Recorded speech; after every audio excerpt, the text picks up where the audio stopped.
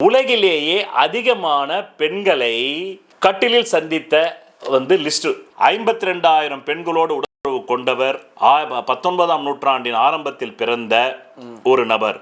Sex ஆராய்ச்சியாளர் Kinsey எடுத்த சர்வேக்கு தன்னை பற்றிய தகவல்கள் அடங்கிய டைரியை இவர் கொடுத்தார்.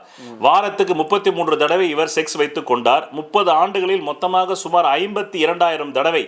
பெரும்பாலும் ஒவ்வொரு தடவையும் புது பெண்கள்.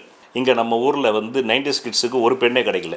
இரண்டாவது இடம் விலட் சாம்பாலைன் 1936 2000 ஆண்டில் புகழ்பெற்ற கூடைப்பந்து விளையாட்டு வீரருக்கு சொந்தமாகிறது. தனது வாழ்நாள் முழுக்க சுமார் 20,000 பெண்களுடன் உறவு வைத்துக் கொண்டதாக சுயசரிதில் எழுதியிருக்கிறார். விடுமுறை நாட்களில் கும்பலாக இளம் ரசிகைகள் இவரை தேடி படுக்கையில் விழுவார்களாம். மூன்றாவது இடத்தில் இருப்பவர் முன்னாள் சவுதி அரேபிய அரசர் இபின் சாத் 1880 1953. 11 வயதில் முதலிரவை ஆரம்பித்த இவர் 73 வயதில் இறக்கும் வரை விஷயத்தில் துடிப்போடு இருந்தார். இவருக்கு தினமும் 3 பெண்கள் கண்டிப்பாக வேண்டும்.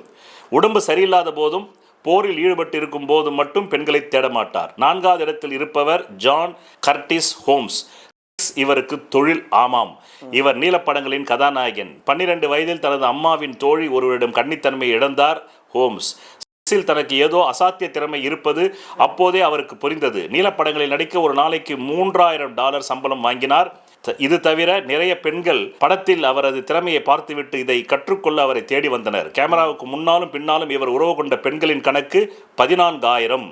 கடைசியாக பிரிட்டனின் 7ஆம் எட்வர்டு மன்னர் 1841 1910 5ஆம் இடத்தில் இருக்கிறார். இளமையில் கண்டிப்புடன் வளர்க்கப்பட்ட அவர் அரியணை ஏறியதும் அப்படியே மாறினார். மது, மங்கை, சூது, விளையாட்டு.